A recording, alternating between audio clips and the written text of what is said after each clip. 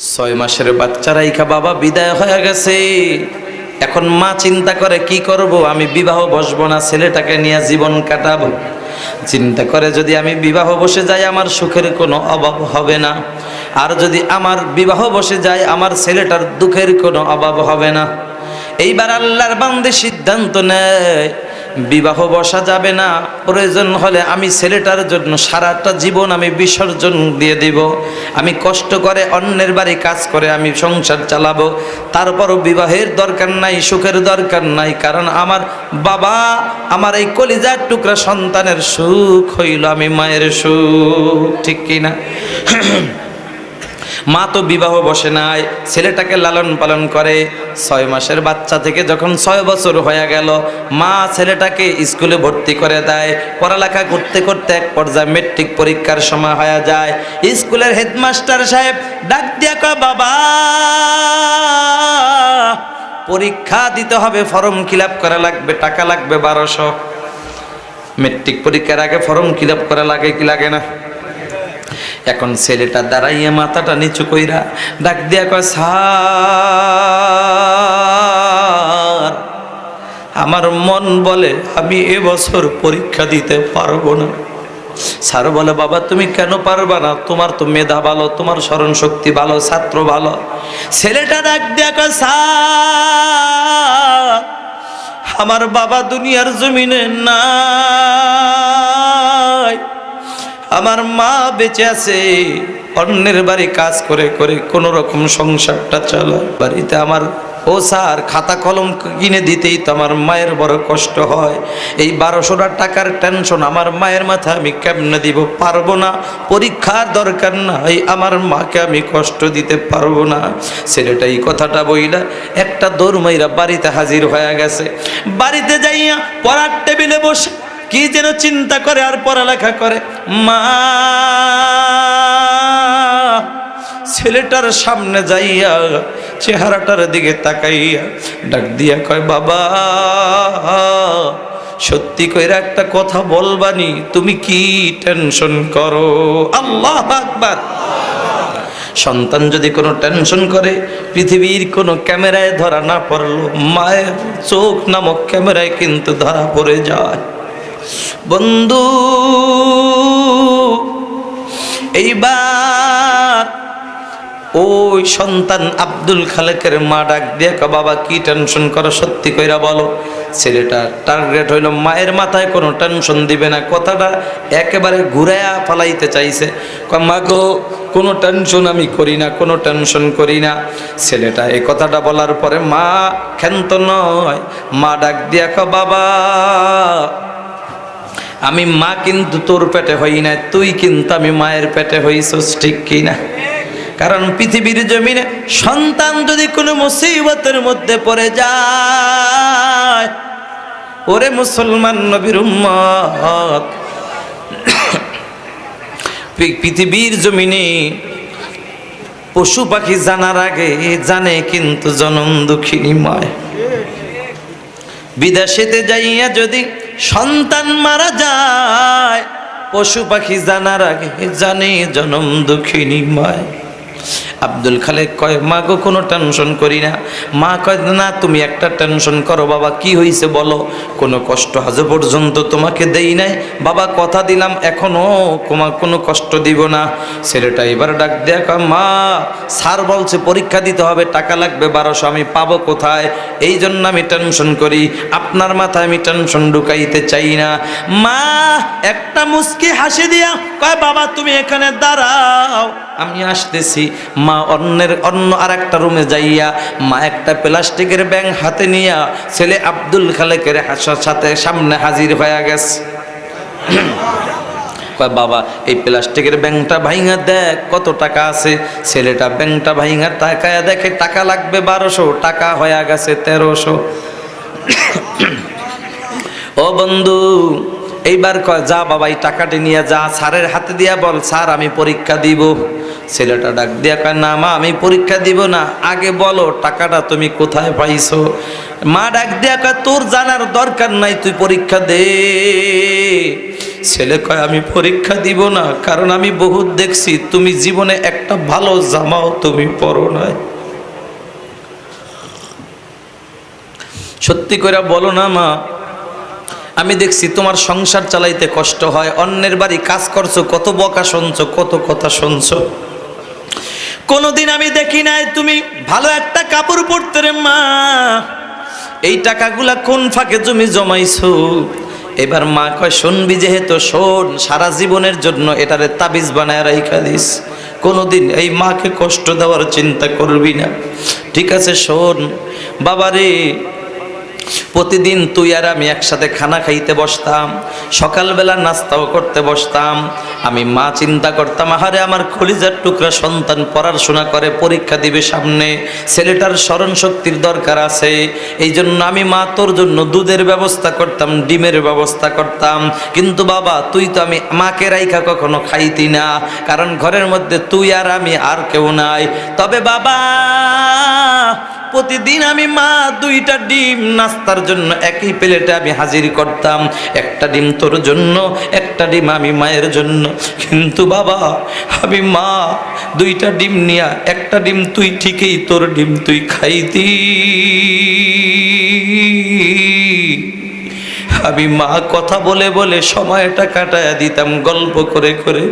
আমি মায়ের বাজেটের ডিম আমি মা আজও পর্যন্ত খাই নাই। আমি মা ওই ডিমটা আমি আলাদা কইরা রাইখা দিতাম, পরের দিন আবার ওই ডিমটা তোর সামনে দিতাম। আমি মা ওই ডিমটা বিক্রি করে করে আমি মায়ের বাজেটের ডিম বিক্রি কইরা ওই টাকাটা তোর পরীক্ষার জন্য আমি জমা করতাম। সন্তান যা পরীক্ষা দে, আর জিজ্ঞাইস আরো অনেক কথা আছে। ছেলেটা পরীক্ষা দেওয়ার জন্য টাকা নিয়ে রওনা হয়ে গেল। মা উজুটা বানাইয়া নামাজের মুসল্লা বিছাইয়া সেজদা পরে কান্দে আর কাম্মালি, আমার ছেলে আব্দুল খালেকের বাবা নাই। ওরে মালিক, আমার ছেলেটা বহু কষ্ট করে লালন পালন করেছি, আমার ছেলেটা এখন পরীক্ষা দিবে মালিক, পরীক্ষা পাশ করার মতো যোগ্যতা তুমি দিয়া দিও। মায়ের দোয়ায় ছেলেটা পরীক্ষা পাশ করলো, আইএ বিএ পরীক্ষা দিয়া মাস্টার্স পর্যন্ত কমপ্লিট করে ফেললো। বন্ধু একদিনের ঘটনা, ওই স্কুলের হেডমাস্টার সাহেব ডাক দিয়া কয়, বাবা আব্দুল খালেক তোমার কাছে আজকে দুইটা সুসংবাদ নিয়ে সুখবর নিয়ে হাজির হয়েছি। আল্লাহু আকবার। আব্দুল খালেক কয়, স্যার কি সুসংবাদ? কয়, একটা সুসংবাদ হইল বাবা, আমি একটা স্কুল চালু করছি, প্রাইমারি স্কুল, ওখানে একটা হেডমাস্টার লাগবে, মনে মনে তোমারে টার্গেট করছি। আর একটা হইল বাবা, আমার একটা মেয়ে আছে, তোমার কাছে বিবাহ দেওয়ার টার্গেট করছি। ছেলেটা ডাক দিয়া কয়, স্যার আমার বাবা নাই, আমার মা আমার বাবার দায়িত্ব পালন করছে, মার দায়িত্ব পালন করছে, আমি ওই মাকে না জিগাইয়া কিছু করতে পারবো না। স্যার আমার মায়ের কাছে জিগাইয়া মায়ের অনুমতি নিয়ে তারপরে আপনাকে আমি সিদ্ধান্ত দিব। আজকে যুবক রে, ওই মাকে কোনো গুরুত্ব দাও না, বাবাকে গুরুত্ব দাও না। আজকে তুমি এই মজলিসে তাকায় দেখো কত আল্লাহর বান্দা আছে, মা নামক নিয়ামত নাই, বাবা নামক নিয়ামত নাই। আজকে মন চাইলে যে মায়ের কাছে যায় মাপ চাইবে, সম্ভব না। মন চাইলে যে মার জন্য একটা কাপড় কিনা নিয়ে যাইবে, সম্ভব না, ঠিক কিনা? কারণ পৃথিবীর জমিনে এরে যুবক আল্লাহর গোলাম, মা বাবার ভালোবাসার সাথে অন্য কারো ভালোবাসার তুলনা হয় না। কারণ মা সন্তানকে ভালোবাসে, কোনো স্বার্থের লোভে ভালোবাসে না। তোমার বিবিকে, যেই বিবিকে এত ভালোবাসো, বিবির মায়া পইরা মাকে যারা ধমক দাও, আছে না নাই? এ কপাল পোড়া যুবক আল্লাহর গোলাম, কসম আল্লাহর, তোমার এই বিবির স্বার্থে যদি কোনোদিন একটু ব্যাঘাত ঘটে যায়, তোমার এই বিবি তোমার নামে মামলাও দিতে একটু চিন্তাও করবে না, ঠিক কিনা? তোমার মা বাবাকে খানা না খাওয়াইয়া তোমার ওই শ্বশুর শাশুড়ির জন্য বড় বড় মাছ নিয়ে যাও, দেশি মোরগ নিয়ে যাও, একদিন যদি তোমার ওই শাশুড়ির স্বার্থে যদি একটু ব্যাঘাত ঘটে যায়, তোমার ওই শাশুড়ি থানায় যাইয়া তোমার নামে মামলা দিতে কোনো চিন্তা করবে না, ঠিক কিনা? কিন্তু তোমার মা, যেই মাকে খানা দাও না, কাপড় দিতে চাও না, ওই মাকে যদি ঘর থেকে লাত্তি মাইরা বের কইরাও দাও, ওই মা তো এমন একটা নেয়ামত, যেই মা তোমার নামে মামলাও দিবে না, হামলাও করবে না, এমন কি ওই মালিক আল্লাহর কাছে কখনো বদদুয়াও করবে না, ঠিক কিনা? কারণ মা কখনো সন্তানের কাছে কাপড় চোপড়ের পাগল না, ঠিক কিনা? এরে আল্লাহর গোলাম, গার্মেন্টস ছুটি হয়ে গেছে ঈদের 3 দিন আগে, ছেলেটা টেলিফোন করে কয়, মাগো বেতন পাইছি, আজকে 6 মাসের বেতন একসাথেই পাইছি। বলো না মা, আজকে নিয়ত করছি বাড়িতে আসবো, তোমার জন্য কি নিয়ে আসবো বলো। মা তখন ডাক দিয়ে কয়, বাবা আমি মাকে যদি তুমি খুশি করতে চাও, কাপড় দিয়া কোনো দিন খুশি করতে পারবো না। আমি মাকে যদি খুশি করতে চাও, জামা কাপড় দিয়া পারবা না রে বাবা। আমি মাকে যদি খুশি করতে চাও, তাহলে বাবা তাড়াতাড়ি বাড়ি চলে আইসা দরজার সামনে দাঁড়ায় আমি মাকে একটা ছোট করে ডাক দাও, মা। আমি মায়ের সামনে আইসা মা বলে একটা ডাক দাও, আমি মা তোমার চেহারার দিকে তাকাইলেই আমি মা খুশি হয়ে যাব। ছেলেটা ডাক দিয়া কয়, মা গো তাহলে মার্কেট আর করলাম না, আমি রাত্র 12টার মধ্যে বাড়িতে আসতেছি। এখন ইশারের নামাজটা পইরা খাওয়া দাওয়া কইরা বাবা ঘুমায়, মা আর ঘুমায় না। মা টান হইয়া বালিশের সাথে মাথাটা লাগাইয়া ওই যে ঘড়ির কাঁটার দিকে এক নজর এক ধ্যানে তাকায়া রইছে। মা তাকাইতে তাকাইতে তাকাইয়া দেখে 10টা পার হয়ে গেছে, 11টা পার হইয়া 11:30 বাইজা গেছে। মায়ের চোখে ঘুম নাই, বাবা ঠিক এই পাশে নাকটাই না ঘুমায়। ডাক দিয়া কয়, স্বামী তুমি আর কত ঘুমাইবা? আমি মায়ের মনটা কেন জানি ভালো লাগে না। আমার মন বলে আমার ছেলেটা না জানি কোনো মুসিবতের মধ্যে পড়ে গেছে, একটু টেলিফোন করে খবর নাও, কারণ শীতের রাত, কুয়াশার রাত, গাড়িটাকে অ্যাক্সিডেন্ট হইল কিনা। বাবা ঘুম থেকে উইটা টেলিফোন করে, বারবার কল দেয়, রিসিভ হয় না।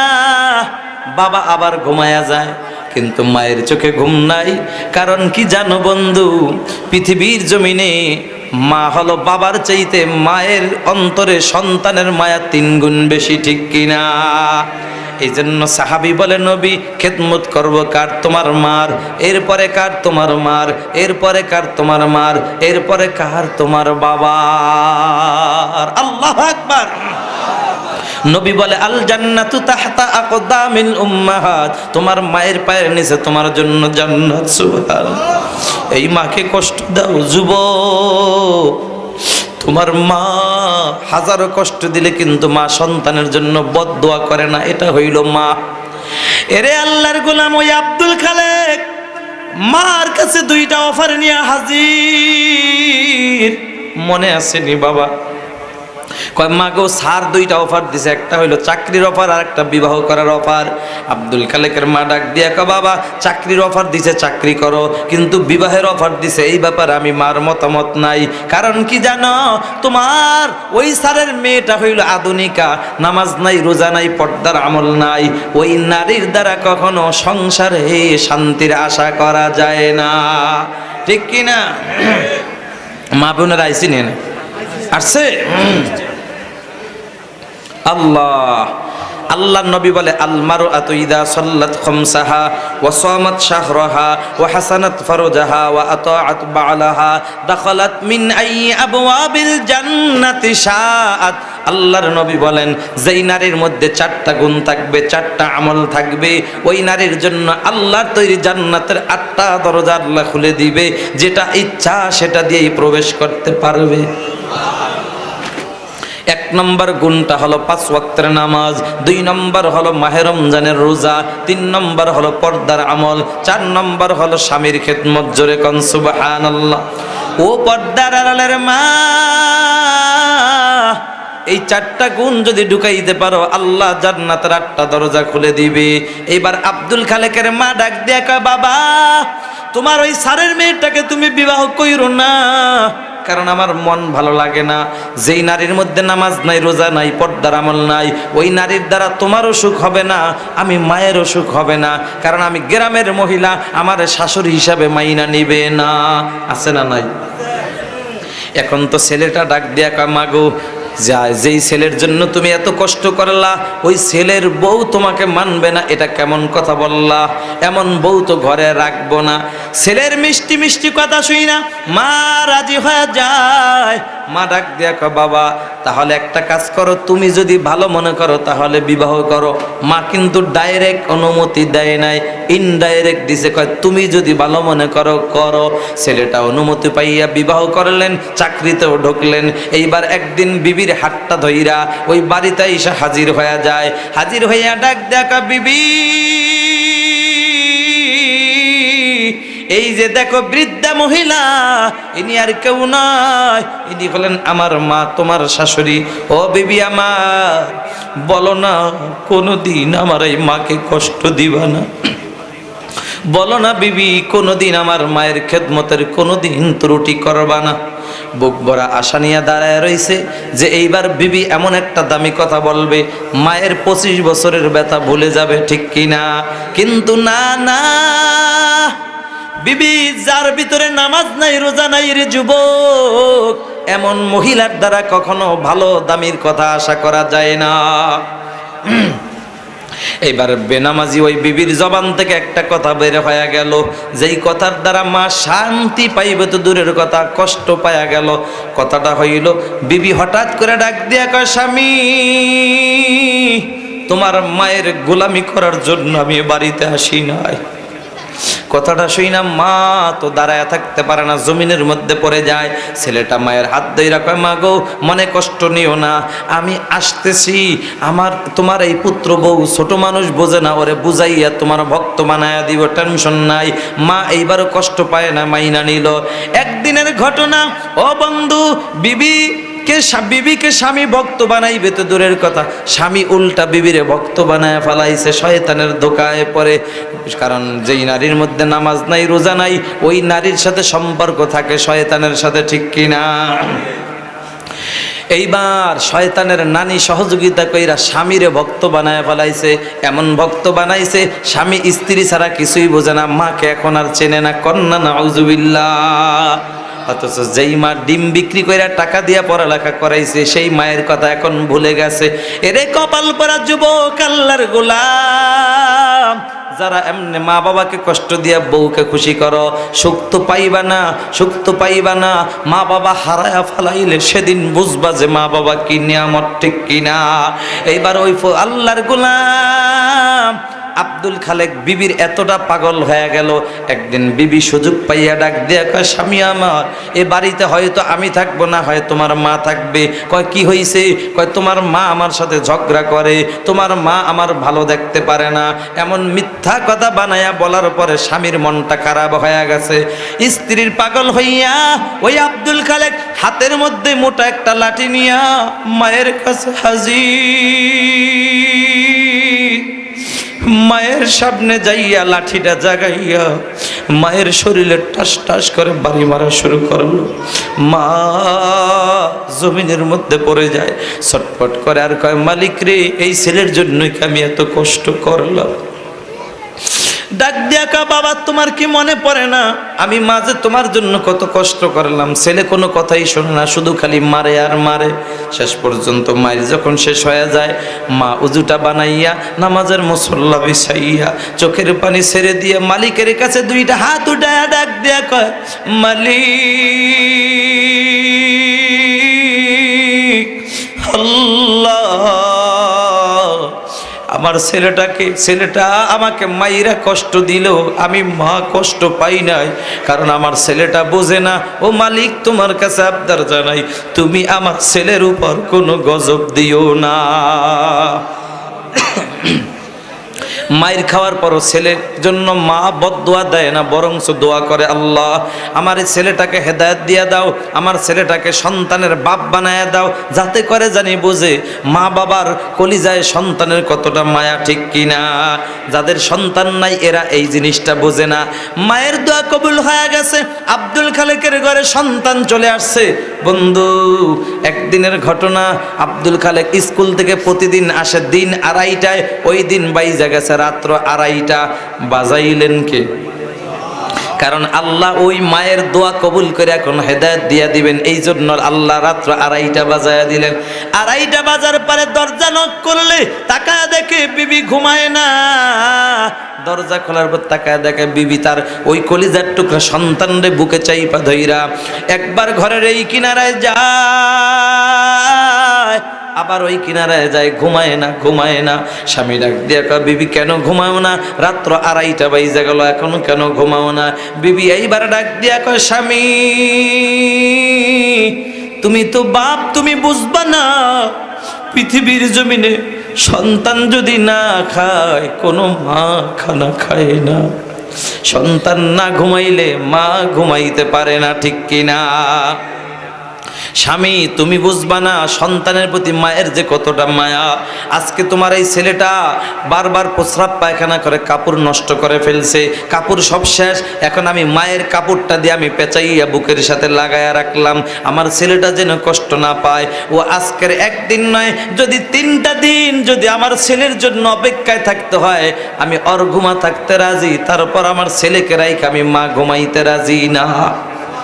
কথাটা শুই না আব্দুল খালেকের ব্রেনটা একটা বাড়ি মারছে। কি রে, 25 দিনের বাচ্চার জন্য যদি মায়ের এতটা মায়া হয়, তাহলে আমি আব্দুল খালেকের বয়স তো 25টা বছর হয়ে গেল, আমার মা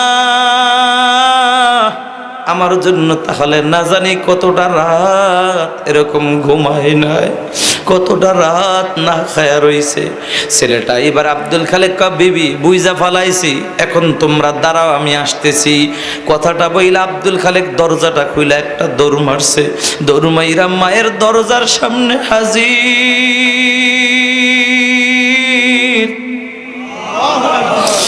দাঁড়াইয়া ডাক দিয়া কয়, মা দরজাটা খোলো। ওই মুহূর্তে আব্দুল খালেকের মা তাহাজ্জুদ পড়ে ছেলের জন্য মালিকের কাছে কেঁদে কেঁদে হেদায়েতের দোয়া করতেছিল। মা দরজাটা খোলো। ছেলের কণ্ঠের আওয়াজ পাইয়া মায়ের কানে যাওয়ার পরে মার শরীরটা একটা ঝাঁকি মাইরা গেছে। মা দোয়াটা ছাইরা মা ডাক দিয়ে কয়, বাবা বিশ্বাস কর, আজকে আমি তোর বউর সাথে কোনো ঝগড়া করি নাই, আমি মা তোর বউর সাথে কোনো ঝগড়া করি নাই রে বাবা, তুই মারিস না, কারণ আগের মায়ের ব্যথা এখনো শরীর থেকে যায় না, তুই আমারে মারিস না, আমি তোর বউর সাথে কোনো ঝগড়া করি নাই। ছেলেটা ডাক দিয়ে কয়, মাগো দরজা খুলবা কিনা বলো, না হয় কিন্তু লাত্তি মারলাম, লাত্তি মাইরা দরজাটা ভাঙবো। মা দাঁড়া চিন্তা করে, আহারে এখন যদি দরজাটা না খুলি, ছেলেটা রাগ হয়ে গেলে তো দরজাটা যদি রাগ হইয়া লাত্তি মাইরা ভাঙে, তাহলে তো আমি মায়ের শরীর আরো বেশি মারবে, দরকার নাই, দরকার নাই, আমি দরজাটা খুলে দেই, ওর যা মন চায় আমাকে মারু। আল্লাহর উপর ভরসা করে দরজাটা মা খুলে দিল। দরজাটা খুলে দেওয়ার পর ছেলেটা এখন আর মারে না, হাতে কোনো লাঠি নাই। এইবার ছেলেটা একটা দৌড় মাইরা মায়ের পাও দুইটা জড়া ধইরা ডাক দিয়া কয়, মা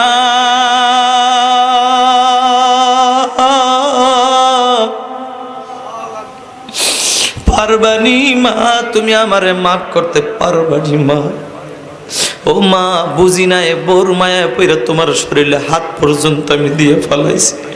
মা এবার ডান হাতটা দিয়ে ছেলেটার মাথাটা ধইরা ডাক দিয়া কয়, আব্দুল খালেক বাবা মাথাটা উঠা, পৃথিবীর জমিনে এমন কোন মা নাই যেই মার কাছে যদি সন্তান যদি একবার যদি মাপ চায়, 1000 বার অন্যায় করে যদি একবার মা বলে ডাক দিয়া কয় মা গো অন্যায় করে ফেলেছি মাফ করে দাও, এমন কোনো মাপ নাই, মা নাই যে সন্তানকে মাপ না কইরা পারে, ঠিক কিনা? বন্ধুরা, মা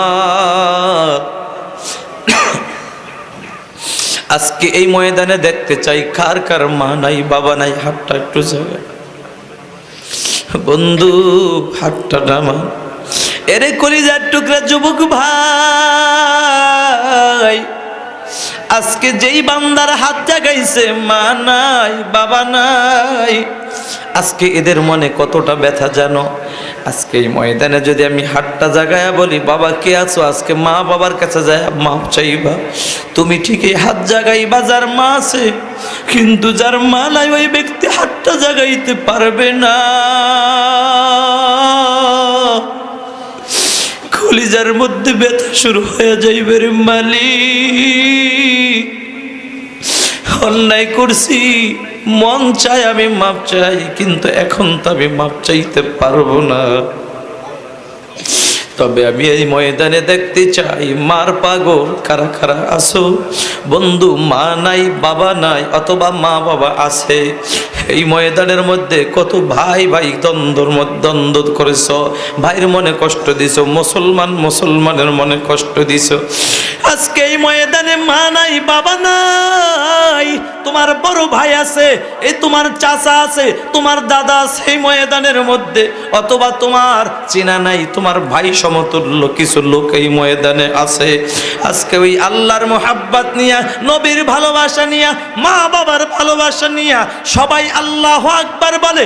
এই মুহূর্তে দাঁড়ায়া যাবা, দাঁড়ানোর পরে বন্ধু দাঁড়াইয়া সবাই একজন আর একজনের সাথে জড়ায়া ধইরা বুকটা চাইবা ধইরা, চেনো কি চেনো না জানি না, কার বাড়ি কোথায় জানি না, ওই মালিক আল্লাহর মোহাব্বত নিয়া যদি একটু কোলাকুলি কইরা যদি একটু বলতে পারো ভাইরে চলার পথে মাপ হয়ে গেছে, মা কষ্ট দিছি মাপ কইরা দাও, আমি বললাম ওই আল্লাহর কাছে দোয়া করব আজকে সবাইকে আল্লাহ অলি বানাইয়া অলির খাতায় নামটা উঠে বাড়িতে ফিরাইবে।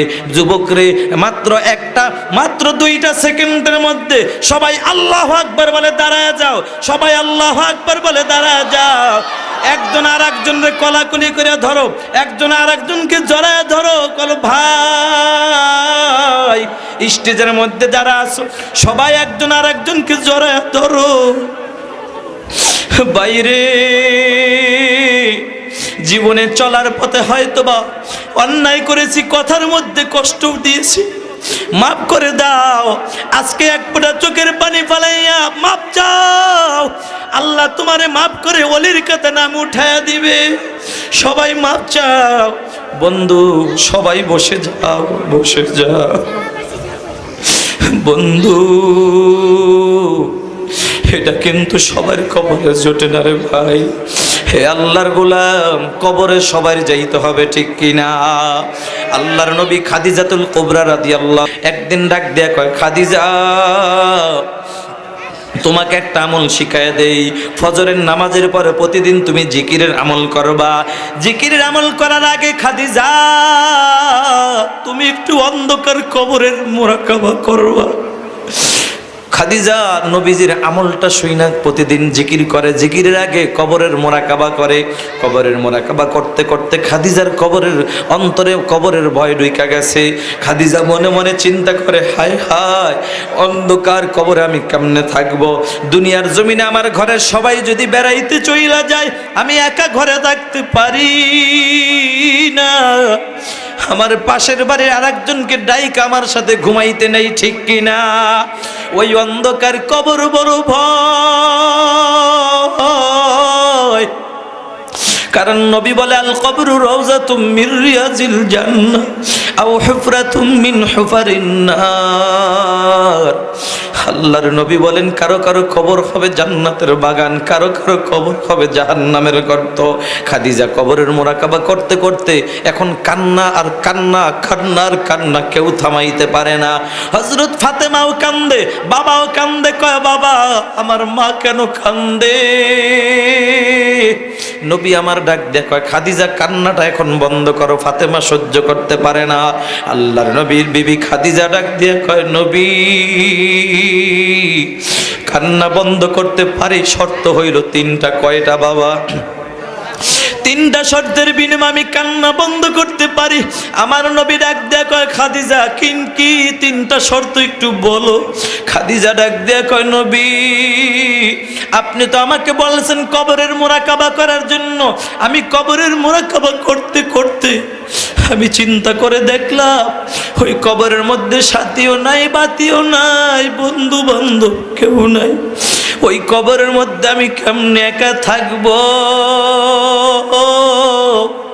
ও নবী এক নম্বর শর্ত হইল নবী বলেন না ওই মালিকের যদি হুকুম হয় আমি যদি আপনার আগে দুনিয়া থেকে বিদায় হয়ে যাই, নবী ওয়াদা করেন আমার জানাজাটা আপনি নিজে পড়াইবেন কিনা? নবী বললেন খাদিজা আমি পড়াবো ইনশাআল্লাহ। বন্ধু এইবার নবী বলে খাদিজা দ্বিতীয় নম্বর শর্ত কি বলো? খাদিজা ডাক দিয়ে কয় নবী আমি খাদিজার কোন আমল যদি মালিকের কাছে পছন্দ না হয়, কবরের দুই পাশের মাটি আমি খাদিজার এমন যুগে চাপ মারবে আমি খাদিজা সহ্য করতে পারবো না। নবীজি একটা ওয়াদা করেন আমার কাপনের কাপড়ের সাথে আপনার একটা জুব্বা মোবারক আমার সাথে দিবেন কিনা? আপনার জুব্বা মোবারক যদি আমি খাদিজার সাথে থাকে হয়তো ভাই জুব্বার মোবারকের বরকতে মাটি আমাকে চাপ দিতে সাহস পাইবে না। আল্লাহু আকবার। নবীজির জুব্বার দাম আছে না নাই? বন্ধু নবী এইবার ডাক দেয়া বললেন ঠিক আছে খাদিজা এটাও দিব। বলো তিন নম্বর শর্ত কি? খাদিজা এবার চোখের পানি ফালায়া কান্দে আর কয় নবী আমি খাদিজা যখন বিদায় হয়ে যাব আমাকে যখন কবরের মধ্যে রাইখা দাপন কইরা আমার লাশটা রাইখা যখন সবাই একভাবে কদমের পর কদম দিয়ে চলে আসবে, 40টা কদম যখন ফালায়া চলে যাবে আল্লাহর ফেরেশতারা চলে আসবে আমার কবরের মধ্যে প্রস্তুত করার জন্য হাজির হয়ে যাবে। ওই মুনকার নাকির ফেরেশতাদের চেহারার দিকে তাকাইয়া হয়তোবা আমি তিনটা প্রশ্ন করবে, আমি প্রশ্ন 13টা ভুইলাও যাইতে পারি। নবী আমার আমাকে দাপন কইরা আমার লাশটা কবরে রাইকা সবাই চলে আসবে, কিন্তু ওয়াদা দেন নবী আপনি আমি খাদিজার মায়া পরে কবরের পাশ থেকে আপনি বাড়িতে আসবেন না, আপনি ওখানে বসে থাকবেন। যদি ওই মুনকার নাকির প্রশ্নের জবাবে যদি আমি আটকা পড়ে যাই, নবীজি ওয়াদা করেন না আমি খাদিজার প্রশ্নের জবাবটা আপনি নবী দিয়া দিবেন। কথাটা শোনার পরে বন্ধু আল্লাহর নবী বলছেন খাদিজা এটাও আমি মেনে নিলাম। আরে আল্লাহর গোলাম এই কথাটা বলার পরে খাদিজার কথাটা শুই না আল্লাহর নবী 13টা ওয়াদা করলেন। একদিনের ঘটনা খাদিজা বিদায় হয়ে গেল, নবীজি জানাজা পড়াইলেন, জুব্বাও দিলেন, দাপন করে সবাই চলে আসছে। নবী আমার খাদিজার কবর থেকে আর যায় না। আল্লাহর নবী বসে অপেক্ষা করতেছে, ওই মালিক আল্লাহ তাকায়া দেখতেছে কি ব্যাপার, সবাই চলে গেল, আমার বন্ধু কেন খাদিজার কবরের পাশ থেকে যায় না? আমার আল্লাহ প্রশ্ন করলেন নবী ও বন্ধু সবাই গেল আপনি কেন যান না? নবী ডাক দিয়ে কয় ও মালিক আমি খাদিজার সাথে ওয়াদা করেছিলাম খাদিজার প্রশ্নের জবাবে যদি আটকায়া যায় আমি জবাব দিয়ে দিব, এই জন্য বইসা রয়েছি। আমার আল্লাহ ডাক দেয়া কয় হাবিব আপনার আর টেনশন করা লাগবে না, খাদিজারও কোনো টেনশন করা লাগবে না, আপনার ওই খাদিজার 3টা প্রশ্নের জবাব আমি আল্লাহ দিয়া দিছি। বন্ধু ওই অন্ধকার খবর কিন্তু সবার যাওয়া লাগবে, ঠিক কিনা?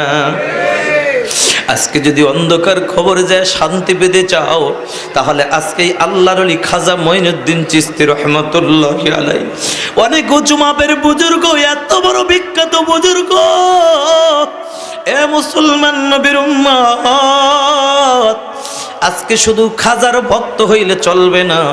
আমার ভাইরা যারা এই ময়দানে আছে, আমি ভাইদেরকে বলবো, যারা আয়োজক আছে তাদেরকে আমি বলবো, খাজা মঈনুদ্দিন চিশতি রহমাতুল্লাহি আলাইহি এক ওয়াক্ত নামাজ কামাই দিতেন না, তাকবীরুল্লাহ ছাড়তেন না।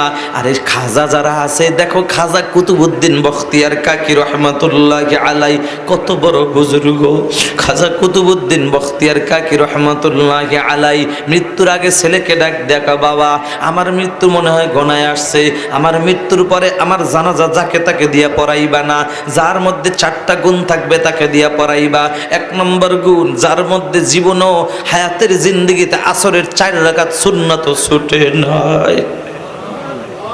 আমাদের তো ফরজেই ছুইটা যায়। আহা, আর 4 গুণের মধ্যে আরেকটা গুণ থাকবে, যে জিন্দেগি তো এই চোখটা দিয়া বেগানা কোনো নারীর দিকে তাকায় না, জীবনেও কোনোদিন তাহাজ্জুদ নামাজ ছাড়ে নাই, জীবনেও কোনোদিন মিথ্যা কথা বলে নাই। কিন্তু আমরা তো মিথ্যা কথা বলি, সত্য কথায় মিথ্যা কথায় একেবারে শর্ট পড়লে টান পইরা গেলে 2-1টা সত্য কথা কই, ঠিক কিনা? বন্ধু, যদি আল্লাহওয়ালা হইতে চাও, শান্তি যদি পেতে চাও, আল্লাহওয়ালা হইতে হবে। কারণ আল্লাহ বলছে, আলা ইন্না আউলিয়া আল্লাহি লা খাউফুন আলাইহিম ওয়ালা হুম ইয়াহজানুন। আমার ওলি যারা হবে, বন্ধু যারা হবে, তাদের কোনো চিন্তাও থাকবে না, কোনো ভয়ও থাকবে না। চিৎকার দিয়ে বলো সুবহানাল্লাহ। তাহলে এই ময়দানে দেখতে চাই কারা কারা আল্লাহর ওলি হয়ে অন্ধকার কবরে যেতে চাই। আল্লাহু আকবার। আল্লাহ কবুল করে বলেন আমিন। তাহলে খাজা মঈনুদ্দিন চিশতি রহমাতুল্লাহি আলাইহি এর আদর্শ যেন এই মাহফিল কমিটি এবং আমরা শ্রোতা বক্তা যারা আছি সবাই যদি আল্লাহর আদর্শ আমাদের ভিতরে ঢুকাইতে পারি, কসম আল্লাহর, আমার বিশ্বাস ওই মালিক জান্নাত থেকে মাহরুম করবেন না, সবাইকে জান্নাতের মেহমান বানায় দিবেন। এখন ও বন্ধুরা আমার, ওই খাজার ভিতরে কি মা বাবার সাথে বেয়াদবি করতো? গাঁজা খাইতো? বিড়ি খাইতো? তাহলে আজকে যদি খাজার ভক্ত হতে চাই, আজকে ময়দান থেকে কমিটি যারা আছো আর শ্রোতা যারা আছো, তোমরা আমার ভাই, আমি চাই সবাই আমরা হাসরের ময়দানে হাত ধরে কাঁধে কাঁধ মিলিয়ে একসাথে ওই মালিকের জান্নাতে যেতে চাই। কারা কারা আল্লাহু আকবার।